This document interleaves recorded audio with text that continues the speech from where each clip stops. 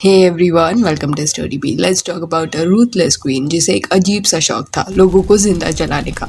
वो पहले इतनी क्रूएल नहीं थी पर उसे वैसा बनाया गया।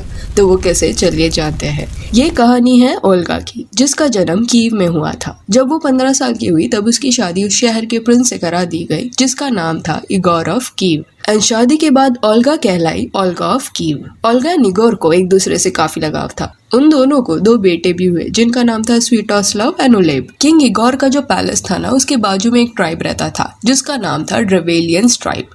एंड नियम के अनुसार हर ट्राइब को पैलेस को कुछ पैसे देने होते थे एज ट्रिब्यूट। जब तक इगोर के फादर जिंदा थे तब तक ड्रेवेलियंस ट्रिब्यूट टाइम टू टाइम देते थे, पर उनके मौत के बाद उन्होंने पैसे देना बंद कर दिए। इंस्टेड अभी वो लोग एक लोकल वॉरलॉर्ड को ट्रिब्यूट देने लगे थे। तो एक दिन किंग इगोर ने डिसाइड किया कि वो ड्रेवेलियन से बात करेंगे। एंड फिर वो पैलेस से निकल गए। जाते वक्त उन्होंने अपनी वाइफ ओल्गा एंड अपने बच्चों को बोला कि वो जल्दी वापस आएंगे। एंड इस सफर में किंग इगोर अकेले नहीं गए थे, बल्कि एक बड़ी सी सेना लेके ट्राइब वालों से मिलने गए। जब ड्रेवेलियंस ने देखा कि इतने सारे लोग हैं किंग के साथ, तब वो डर गए। एंड किंग इगोर ने भी आराम से अपनी मांगी ड्रेवेलियंस के सामने रखी एंड उन्हें बोला कि जो भी ट्रिब्यूट बाकी है वो सब अभी देना पड़ेगा।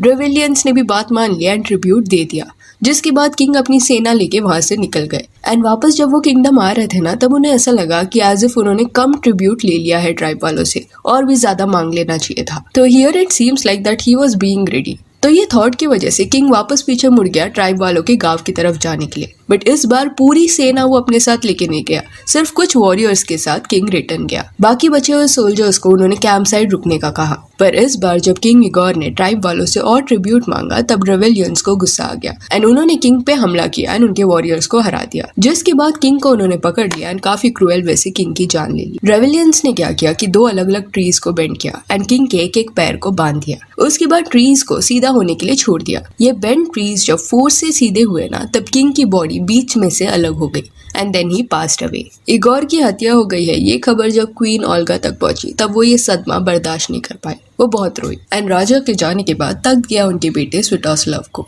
पर तभी वो काफी छोटा था, इसलिए उसके बिहाफ पे उसकी माँ ओल्गा ने तख्त संभाल लिया। एंड क्वीन अभी अपने पति के मौत का रिवेंज चाहती थी। एंड उसी वक्त पैलेस में ड्रेवेलियंस ट्राइब के कुछ लोग पहुंच गए। उन्हें उनके ट्राइब के प्रिंस ने भेजा था एक संदेश के साथ, जिनका नाम प्रिंस माल था। ट्राइब के ये मैसेंजर्स क्वीन के सामने आए एंड उन्होंने अपने राजा का मैसेज क्वीन को दिया। मैसेज में ये लिखा हुआ था कि क्वीन ओल्गा के पति को प्रिंस माल ने बेरहमी से मार दिया एंड अभी प्रिंस माल क्वीन ओल्गा से शादी करने की इच्छा रखते हैं एंड क्वीन को ये रिश्ते के लिए मान जाना चाहिए। ये सुन के क्वीन ने मैसेंजर्स को एक स्माइल दिया एंड बोला कि उनका प्रस्ताव काफी इंटरेस्टिंग लगा उसे एंड वो इसका जवाब कल देगी। ट्राइब वालों को क्वीन ने ये भी बोला कि अगले दिन एक स्पेशल समारोह रखा गया है मैसेंजर्स के सम्मान में, तो उन्हें वो अटेंड करना ही है। ट्राइब वाले मान गए। फिर अगले दिन वो फिर से पैलेस पहुंच गए जहां जश्न हो रहा था। ये सारे ड्रेवेलियन ट्राइब वालों को एक बोट में बिठाया गया, जिसे फिर लोगों ने पालकी की तरह उठाया एंड पैलेस के अंदर लेके जाने लगे।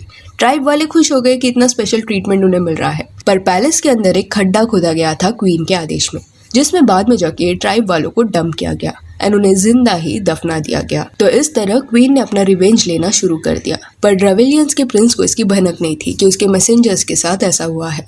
क्वीन ने फिर अपने कुछ लोगों को प्रिंस माल के पास भेजा एक मैसेज के साथ, जिसमें क्वीन ने ये कहा था कि वो शादी के लिए मान गई है एंड वो प्रिंस माल से शादी करना चाहती है, पर शादी से पहले वो उससे मिलना चाहेगी। एंड क्वीन ओल्गा ने ये भी रिक्वेस्ट किया कि ड्रेवेलियन ट्राइब के बेहतरीन लोग पैलेस में भेजे जाए सो दैट क्वीन को सम्मान के साथ वो प्रिंस माल के सामने लेके जाए। प्रिंस माल को जब ये मैसेज मिला तब वो काफी खुश हुए एंड फिर उन्होंने अपने कुछ लोगों को पैलेस में भेज दिया। एंड इस बार जब प्रिंस माल के लोग फिर से पैलेस में आए, तब इन्हें कहा गया कि क्वीन उनसे थोड़ी देर में मिलेगी एंड क्वीन को मिलने से पहले इन्हें नहा लेना चाहिए।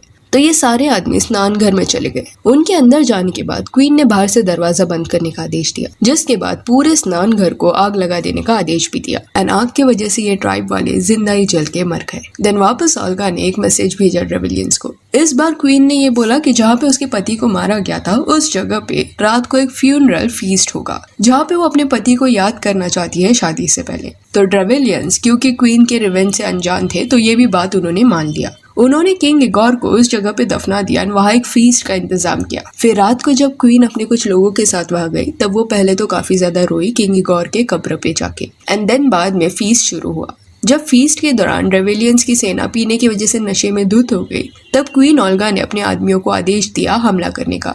ड्रेवेलियंस फाइट बैक करने की हालत में नहीं थे, एक एक करके उन्हें मारा गया। क्वीन ने भी तलवार उठा लिया और अपने पति के मौत का बदला लेने लगी। जब ये सब होने लगा तब प्रिंस माल को समझ गया कि क्वीन उससे शादी करने के लिए वहां नहीं आई है बल्कि रिवेंज लेने आई है। तो कैसे तो करके वो एंड कुछ रेवेलियंस वहां से भाग गए। पर उस रात को कहा जाता है कि 5000 से भी ज्यादा ट्राइब वालों को मार दिया गया था। जो रेवेलियंस भाग के दूसरे शहर में चले गए थे उनको फिर से क्वीन ने संदेश भेजा कि तुम लोग दूसरे सारे ट्राइब वालों की तरह ट्रिब्यूट देने के लिए राजी क्यों नहीं हो जाते। मैंने वैसे भी तुम्हारी सिटी पे कब्जा कर लिया है तो तुम्हें अभी मान जाना चाहिए। इसके जवाब में ड्रेविलियंस ने ये कहा कि वो ट्रिब्यूट देने के लिए राजी है, पर वो क्वीन से डर रहे हैं क्योंकि उन्हें लगता है क्वीन ओल्गा अभी भी अपने पति का बदला लेना चाहती है। जिस पे क्वीन ओल्गा ने उन्हें कहा कि फ्यूनरल फीस्ट के दौरान जितने ड्रेविलियंस को उन्होंने मार दिया उतना उनके रिवेंज के लिए बस हो गया। अभी वो रिवेंज नहीं चाहती, सिर्फ अभी उनकी मांग ये है कि ट्राइब वालों के हर घर में से उन्हें 3 पिजन्स एंड 3 स्पैरोज चाहिए एंड वो उन्हें माफ कर देगी। ये सुन के ड्रेविलियंस खुश हो गए कि इतनी छोटी मांग में क्वीन मान गई है। जल्दी जल्दी करके सारे घरों में से उन्होंने बर्ड्स इकट्ठा किए एंड क्वीन को भेज दिया।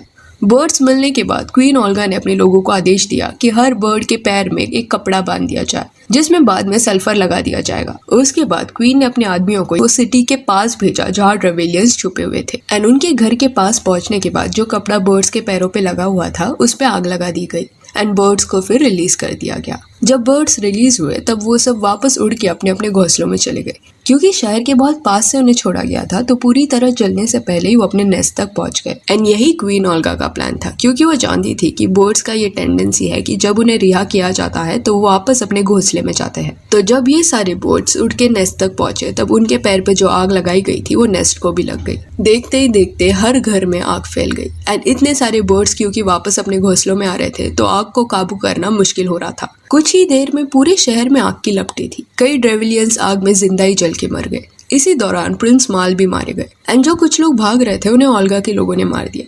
फिर कुछ लोगों को बंदी बना के स्लेव्स बेचा गया। क्वीन ओल्गा ने किसी को नहीं छोड़ा एंड इस तरह अपने पति के मौत का बदला उन्होंने ले लिया। जब ड्रेविलियंस का अंत हो गया फिर जाके वो रुकी। ये सब होने के कुछ साल बाद ओल्गा ने क्रिश्चियन धर्म को अपना लिया, पर उनका जो बेटा था वो अपने माँ के बिलीफ से बिल्कुल सहमत नहीं था।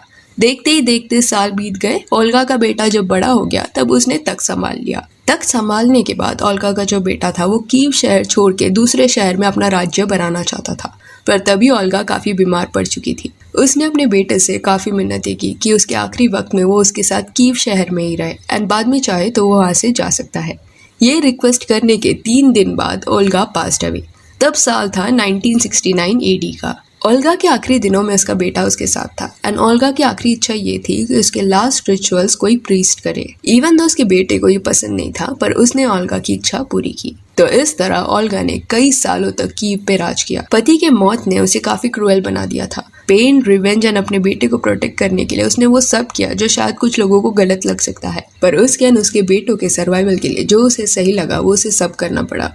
ऊपर से उस वक्त में एक अकेले फीमेल का थ्रोन चलाना काफी मुश्किल था, फिर भी ओल्गा ने ये सब काफी अच्छे से संभाला। सो या दैट्स इट, ये थी कहानी ओल्गा ऑफ कीव की। Do let me know what are your thoughts on this. आपके हिसाब से क्या ये रिवेंज सही था कि नहीं? And if you want you can follow us on Instagram, जिसका लिंक आपको डिस्क्रिप्शन में मिल जाएगा। और ये वीडियो अच्छी लगी हो तो लाइक एंड शेयर करें और ऐसे और अपडेट्स के लिए चैनल को प्लीज सब्सक्राइब करें। Thank you.